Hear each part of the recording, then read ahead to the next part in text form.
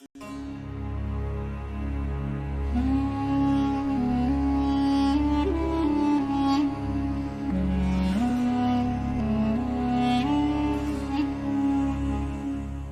शहर का बादशाह कौन और कैसा था? बाबिल के लोग किसकी पूजा करते थे? हजरत इब्राहीम अलैहिस्सलाम की परवरिश कैसे हुई? इब्राहीम अलैहिस्सलाम के वालिद ने आपको क्या धमकी दी? इब्राहीम अलैहिस्सलाम ने अपनी कौम के बुतों का क्या हशर किया? ये और इस तरह के तमाम सवालात के जवाबात जानने के लिए हमारी आज की वीडियो को देखते रहें। हमारे चैनल को सब्सक्राइब करें और बेल आइकन को क्लिक करें ताकि हमारी आने वाली तमाम वीडियोस आप तक बर वक्त पहुंच सकें। नाजरीन, जैसा कि हम आपको किस्सा सालेह अलैहिस्सलाम में बता चुके हैं कि जब अल्लाह ताला ने ऊंटनी को कत्ल करने के बाद कौम समूद को तरह तरह के अजाब नाजिल करके हलाक किया, तो उसके बाद सालेह अलैहिस्सलाम अपने साथियों को लेकर फलस्तीन के इलाका रमाला में मुकीम हुए और वहीं वफात पाई।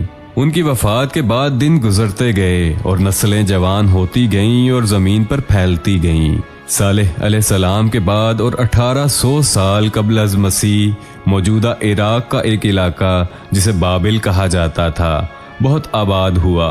वो इलाका सनत व तिजारत और कारीगरी में अरूज पर था। वहाँ नमरूद नामी एक बादशाह की हुकूमत थी जो अपने आप को खुदा कहता था। उसके पास बहुत बड़ा लश्कर था जिसकी मदद से उसने मशरिक से मगरिब एक बहुत बड़ी सल्तनत बना रखी थी। लोग सितारों और बुतों के साथ साथ उसकी भी इबादत करते थे। उसके बारे में रवायत है कि जब वो अपने महल से काफले की शक्ल में निकलता तो अपने तख्त जो कि 4 हाथियों पर रखा होता था उस पर बैठ के आसमान की तरफ मुंह करके तीर चलाता कि नाउज बिल्ला, अगर आसमान में उसके अलावा कोई खुदा मौजूद है तो उसके तीर से हलाक हो जाए या उसके तीर का जवाब दे। उसने अपने लश्कर की मदद से हिंदुस्तान में मौजूद नूह अलैहिस्सलाम के बेटे याफिज की नस्ल और तुर्किस्तान में मौजूद नूह अलैहिस्सलाम के दूसरे बेटे हाम की नस्ल को अपना असीर बना रखा था। बाबिल उसकी सल्तनत का मरकजी शहर था जहां वो बाकायदा रहता था। वही बाबिल का सबसे बड़ा खुदा और सबसे बड़ा हाकिम था। उस शहर की सबसे बड़ी अदालत का मुंसिफ भी वही था जो कि अपने फैसलों को खुदाओं के फैसले कहता था। वो अपने महल के एक हिस्सा में अपना दरबार लगाता। वहां उसके दरबारियों में ज्यादा तादाद जादूगर, सितारों का हाल बताने वाले और उसके खुशामदियों की होती थी। मुबस्सिरीन बयान करते हैं कि एक सुबह जब वो अपने दरबार में पहुंचा तो क्या देखता है कि सब दरबारियों के चेहरे मुरझाए हुए हैं और सर झुके हुए हैं।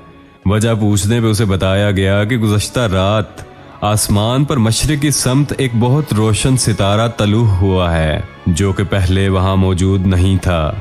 उस सितारे के बारे में नमरूद को तजस्सुस हुआ तो उसने अपने दरबारियों से पूछा कि उसमें ऐसी क्या खास बात है जिसको लेके तुम लोग परेशान हो।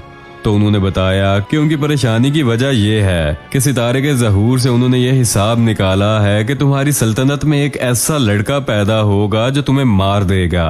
नमरूद ने पूछा कि वो लड़का कब पैदा होगा तो उसे बताया गया कि आज से ठीक 9 माह के बाद।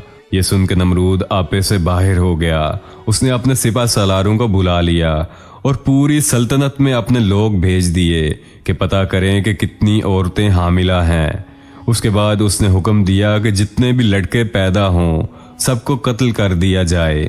ऐसे उस हबीस ने अपने बचाव का अपनी तरफ से मुकम्मल इंतजाम कर लिया, लेकिन वो ये नहीं जानता था कि वो चाहे जितनी मर्जी तदबीरें कर ले वो कभी भी अल्लाह ताला की तदबीर से आगे नहीं जा सकता था। बताया जाता है कि उसका एक बहुत खास खादिम था जिसका नाम तारिख था जो कि रात के वक्त एक हाथ में तलवार और दूसरे हाथ में मिशल पकड़कर नमरूद के सरहाने खड़ा रहता था। तारिख ने भी वो सारा मामला सुना और जब वो घर आया तो उसने दिन का सारा मामला अपनी बीवी से बयां किया तो उसकी बीवी रोने लगी। उसने बताया कि वो तो हामिला है। दोनों बहुत परेशान हो गए कि अगर उनके घर बेटा पैदा हुआ तो नमरूद उसे कत्ल करवा देगा। ऐसे में तारिख ने अपनी बीवी को कहा कि जब तुम्हारा वक्त करीब आए तो तू शहर छोड़ के ऊपर पहाड़ में किसी गार में चली जाना और हमारे बच्चे को बचा लेना اور اس بات کا ذکر بالکل کسی سے بھی نہ کرنا، ورنہ نمرود بچے کے ساتھ ساتھ ہم دونوں کو بھی قتل کروا دے گا۔ چنانچہ وقت کا پہیہ چلتا گیا اور وہ 9 ماہ کا عرصہ پورا ہونے کو آ گیا تو طارق ایک رات کی تاریکی میں اپنی بیوی کو لے کے گھر سے نکلا اور اسے شہر سے باہر موجود ایک پہاڑ کے غار میں چھوڑ کے واپس آ گیا۔ یہاں آپ کو یہ بھی بتاتے جائیں کہ بابل میں لوگ نمرود کے ساتھ ساتھ بہت سے پتھر کے خداؤں کی عبادت کرتے تھے۔ انہوں نے ہر کام کے لیے ایک خدا محسوس کر رکھا تھا جس کی عبادت کا ایک محسوس دن اور طریقہ تھا۔ بابل کے لوگ 3 طبقوں میں بٹے ہوئے تھے۔ پہلے طبقہ میں اونچے درجے کے لوگ جن میں پجاری، حکومت کے عہدیدار اور سالار وغیرہ شامل تھے۔ دوسرے طبقہ میں اہل صنعت اور زراعت پیشہ لوگ تھے، جبکہ تیسرا طبقہ میں غلام ہوا کرتے تھے جن کو سب حقارت کی نظر سے دیکھتے تھے اور ان کی اپنی کوئی زندگی نہ تھی۔ مختصر یہ کہ پہلے طبقہ کے لوگوں نے دوسرے اور تیسرے طبقہ کے لوگوں کو اپنے بنائے ہوئے پتھر اور لکڑی کے بتوں کے حصار میں باندھا ہوا تھا، اور پورے ملک میں مالک حقیقی کی پہچان کسی کو نہ تھی، اور پوری قوم تباہی کے دھانے پر پہنچ چکی تھی۔ تب اللہ تعالیٰ نے ایک دفعہ پھر سے بنی آدم کو اپنی رحمت سے نوازنے، نمرود کے ظلم اور بربریت کے خلاف حق کا نعرہ بلند کرنے اور بنی آدم کو راہ راست پر لانے کا ارادہ فرمایا، جس کے بعد مشرق میں وہ روشن ستارہ طلوع ہوا جس کے بارے میں نمرود کے جادوگروں نے اسے بتایا تھا۔ بتایا جاتا ہے کہ جب آپ کی پیدائش ہوئی تو آپ کی والدہ آپ کو لے کے شہر سے باہر ایک پہاڑ کے اندر موجود غار میں تھیں۔ جب آپ اس دنیا میں تشریف لائے تو غار آپ کے نور سے روشن ہو گیا۔ آپ کی والدہ آپ کو دیکھ کے رونے لگیں کہ اگر کوئی شخص یہاں آ گیا تو وہ آپ کو قتل کر دے گا۔ اسی ڈر سے وہ نہ چاہتے ہوئے آپ کو غار میں ہی چھوڑ کے نیچے شہر میں چلی گئیں۔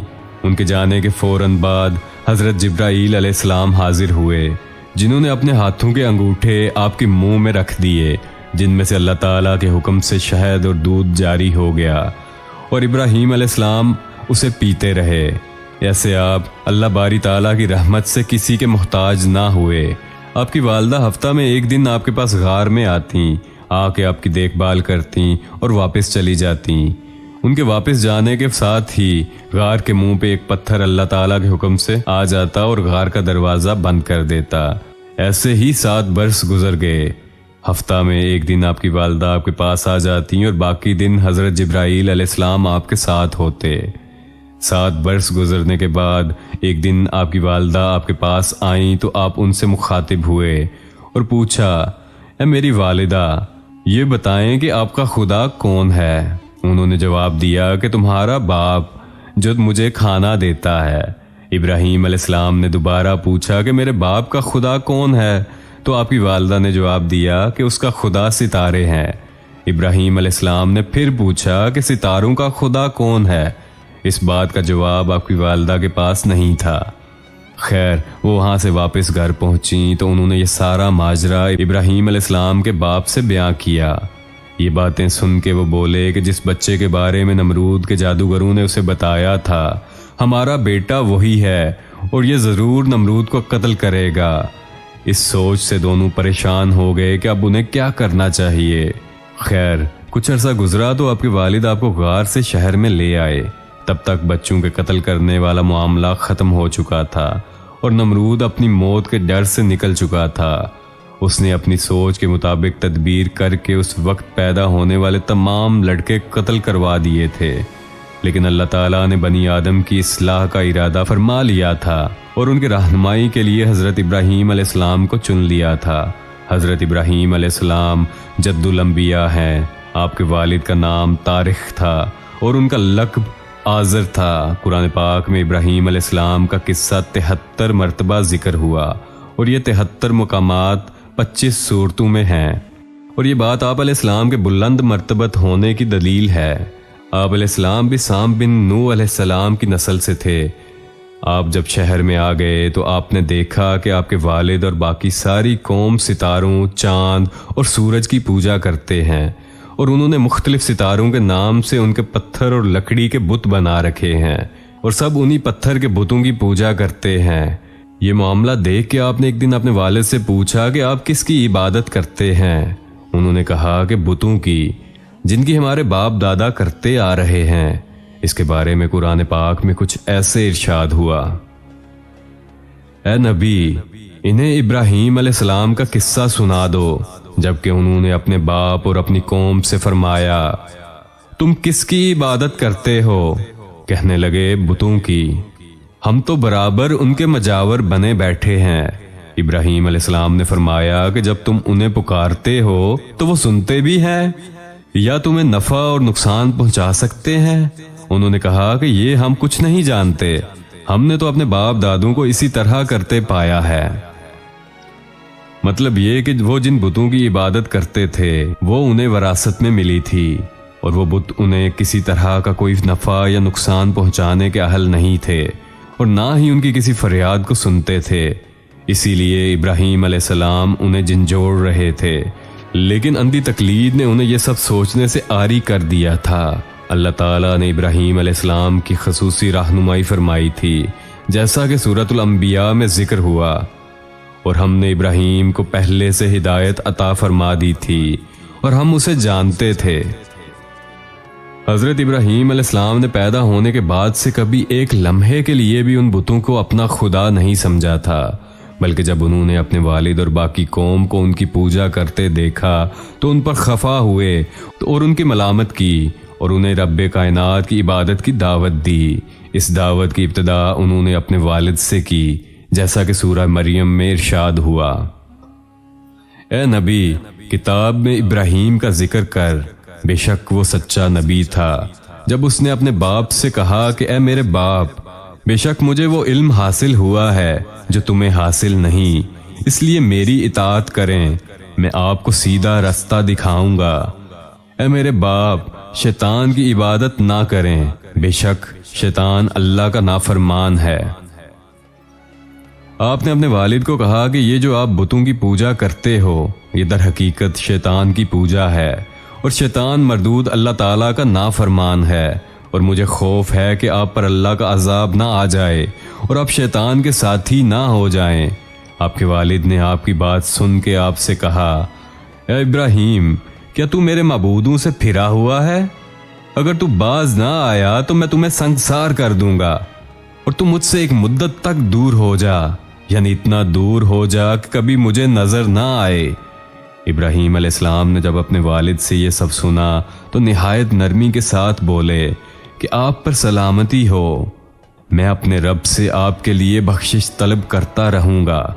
لیکن بعد میں آپ ان سے بے تعلق ہو گئے۔ اس کے بارے میں قرآن پاک کی سورہ توبہ میں کچھ ایسے ارشاد ہوا: اور ابراہیم کا اپنے والد کے لیے بخشش طلب کرنا ایک وعدے کی وجہ سے تھا جو وہ اس سے کر چکے تھے، لیکن جب انہیں معلوم ہو گیا کہ وہ اللہ کا دشمن ہے تو اس سے بیزار ہو گئے۔ بے شک ابراہیم بڑے نرم اور تحمل والے تھے۔ ابراہیم علیہ السلام کے والد نے جب انہیں سنگسار کرنے کی دھمکی دی تو ان کے اس سخت رویے کی وجہ سے آپ نے ان سے علیحدگی اختیار کر لی اور انہیں مخاطب کر کے فرمایا کہ میں تمہیں چھوڑتا ہوں، اور جنہیں تم اللہ کی جگہ پہ پکارتے ہو انہیں بھی چھوڑتا ہوں۔ میں اپنے رب کو پکاروں گا، اور مجھے امید ہے کہ میں اپنے رب کو پکار کر محروم نہیں رہوں گا۔ آپ اللہ کے پیارے اور پسندیدہ نبی تھے۔ جب آپ نے اپنی قوم کو توحید کی دعوت دی اس وقت آپ نوجوان تھے، آپ کی عمر 16 سال تھی۔ آپ اس بات پر بہت غور و فکر کرتے کہ آخر یہ لوگ بتوں کی پوجا کیوں کرتے ہیں۔ آپ کا دل ان کے شرک پر بہت کڑتا، تب آپ نے مصمم ارادہ کر لیا کہ اس شر کی جڑ کو کاٹ کر رہیں گے، یعنی ان کے پتھر کے معبودوں کو توڑ کر رہیں گے۔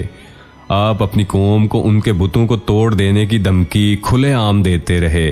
اس دھمکی کا ذکر قرآن پاک کی سورۃ الانبیاء میں کچھ ایسے ارشاد ہوا: اور اللہ کی قسم میں تمہارے بتوں کا علاج کروں گا جب تم پیٹھ پھیر کر جا چکے ہوگے۔ آخر آپ کے انتظار کی گھڑیاں ختم ہوئیں۔ وہ عید کا دن تھا اور بابل میں سب لوگ صبح سویرے طرح طرح کے کھانے بنا کر اپنے گھروں سے نکلتے، اور وہ کھانے رستے میں بت خانے میں بتوں کے قدموں میں رکھ کر شہر سے ہٹ کر ایک میدان میں چلے گئے جہاں میلہ لگا ہوا تھا۔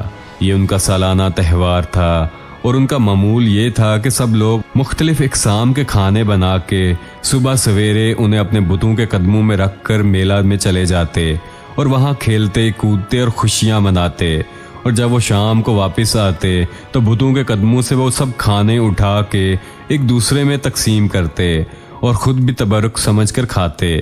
اس دن بھی ایسے ہی ہوا۔ صبح جب وہ لوگ میدان کی طرف جانے لگے تو آپ کی طرف آئے اور آپ سے پوچھا کہ آپ ہمارے ساتھ نہیں جائیں گے؟ تو آپ نے آسمان کی طرف نگاہ کی۔ میں بیمار ہوں، نہیں جاؤں گا۔ تو ایسے وہ لوگ آپ کو چھوڑ کر چلے گئے۔ ان کے جانے کے بعد آپ نے ایک تیز کلہاڑا لیا اور بت خانے کی طرف نکل پڑے۔ وہاں پہنچ کے آپ نے دیکھا کہ ان بتوں کے سامنے کھانا پڑا ہوا ہے، کیونکہ وہ سب لوگ کھانا وہاں رکھ گئے تھے، اس لیے کھانا بہت زیادہ تھا جو کہ ویسے کا ویسے پڑا ہوا تھا۔ ان جھوٹے معبودوں نے اسے کھانا تو دور چھوا تک نہیں تھا۔ ابراہیم علیہ السلام نے انہیں مخاطب کر کے کہا کہ یہ اتنا کھانا تمہارے سامنے پڑا ہے، تم اس کو کھاتے کیوں نہیں ہو؟ تمہیں کیا ہو گیا ہے؟ بات تک نہیں کرتے؟ آپ نے ان سے کہا کہ تم خدا ہو، میری قوم تمہاری پوجا کرتی ہے اور تم سے اپنی حاجتیں مانگتی ہے۔ دیکھ لو میں اب تمہارے ساتھ کیا کرنے والا ہوں۔ تم مجھے روک سکو یا کوئی نقصان پہنچانا چاہو تو پہنچا لو۔ یہ کہنے کے بعد آپ نے پوری قوت کے ساتھ کلہاڑا مار کے ان تمام بتوں کے ٹکڑے ٹکڑے کر دیے، سوائے ایک بت کے جو ان سب سے بڑا تھا۔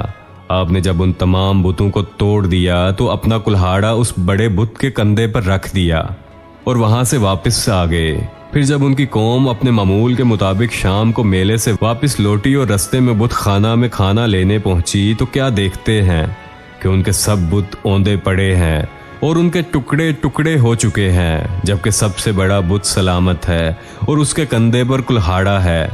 وہ حیران رہ گئے کہ یہ کیسے ہو گیا، یہ کام کس ظالم کا ہے، اس نے ہمارے معبودوں کی توہین کی ہے۔ وہاں جن لوگوں نے ابراہیم علیہ السلام کی وہ دھمکی سنی تھی جب انہوں نے کہا تھا کہ میں ایک دن تمہارے معبودوں کو توڑ دوں گا، وہ آگے آئے اور کہنے لگے، وہ نوجوان جس کا نام ابراہیم ہے، اسے ہم نے یہ کہتے سنا تھا کہ وہ ہمارے بتوں کو توڑ دے گا۔ سب نے مشورہ کیا کہ پوری قوم کو اکٹھا کرو اور ابراہیم کو بھی بلاؤ اور پھر اسے سب کے سامنے سزا دو۔ چنانچہ سب چھوٹے بڑے جمع ہو گئے اور ابراہیم علیہ السلام کو بھی وہاں بلا لیا گیا۔ خیر کاروائی شروع ہوئی اور وہ آپ سے بولے کہ اے ابراہیم، ہمارے معبودوں کے خلاف یہ ظلم تم نے کیا ہے؟ آپ نے بڑے تحمل کے ساتھ جواب دیا کہ یہ کام تو اس بڑے بت کا ہے، دیکھو کلہاڑا ابھی بھی اس کے کندھے پر ہی ہے جس سے اس نے باقی سب کے ٹکڑے کیے ہیں، اور تم یہ بات مجھ سے کیوں پوچھ رہے ہو؟ اپنے معبودوں سے ہی پوچھ لو کہ ان کے ٹکڑے کس نے کیے ہیں۔ آپ کا جواب سن کے وہ سب سوچ میں پڑ گئے اور پھر کہنے لگے، تم پاگل ہو گئے ہو، ان سے کیسے پوچھیں، وہ تو بولتے ہی نہیں ہے۔ یہ ہم سے ہی غلطی ہوئی جو ہم نے کسی کو اپنے معبودوں کی حفاظت کے لیے نہیں چھوڑا۔ اتنی بڑی بات خود ہی کر جانے کے باوجود ان مشرکوں کو عقل نہ آئی کہ جن پتھر کے جھوٹے معبودوں کو وہ خدا بنا کے بیٹھے ہیں اور ان سے اپنی حفاظت کے ساتھ ساتھ باقی سب حاجات مانگتے ہیں، ان کی حفاظت کے لیے انہیں کسی کو چھوڑ کے جانے کی کیا ضرورت تھی؟ اگر وہ واقعی ہی معبود ہوتے تو انہیں کسی محافظ کی ضرورت نہیں تھی، لیکن ان کی عقل پر پردہ پڑ چکا تھا جو انہیں اپنی ہی کی ہوئی اس بات کی سمجھ نہ آئی۔ ان کی اس بات کا جواب دیتے ہوئے ابراہیم علیہ السلام نے کہا، اب پھر تم اللہ کے سوا اس چیز کی عبادت کرتے ہو جو تمہیں کچھ نفع یا نقصان نہیں دے سکتی؟ تعجب ہے تم پر اور ان پر بھی جنہیں تم اللہ کے سوا پکارتے ہو۔ کیا تم میں بالکل عقل نہیں ہے کہ تم ان کی پوجا کرتے ہو جنہیں تم خود اپنے ہاتھوں سے تراشتے ہو؟ یعنی ان کا حال تو یہ ہے کہ تم نے انہیں اپنے ہاتھوں سے تراشا اور ان کی عبادت کرنے لگے، جبکہ تم اور تمہاری بنائی گئی چیزوں کو اللہ تعالیٰ نے ہی پیدا کیا ہے۔ یہ سب سن کے بھی ان کافروں نے کوئی نصیحت نہ لی، بلکہ الٹا ابراہیم علیہ السلام کو دھمکیاں دینے لگے کہ ہم تمہیں زندہ نہیں چھوڑیں گے۔ ناظرین، یہاں ہمارے سلسلہ دی لیڈنگ لائٹس کا قصہ ابراہیم علیہ السلام کا پہلا حصہ مکمل ہوا۔ اس میں موجود تمام واقعات قرآن پاک अहादीस नबवी और मुस्तनिद किताबों का मजमूआ है। अपने मबूदों के टुकड़े टुकड़े होने के बाद आपकी कौम ने आपके साथ क्या किया, इसके साथ साथ आपकी ज़िंदगी के बाकी वाक़यात के बारे में जानने के लिए हमारी अगली वीडियो तक इंतज़ार करना होगा। जाने से पहले हमारी आज की वीडियो को लाइक करें, हमारे चैनल को सब्सक्राइब करें और बेल आइकन को क्लिक करें ताकि नई आने वाली तमाम वीडियोज़ आप तक बर वक्त पहुँच सकें। शुक्रिया।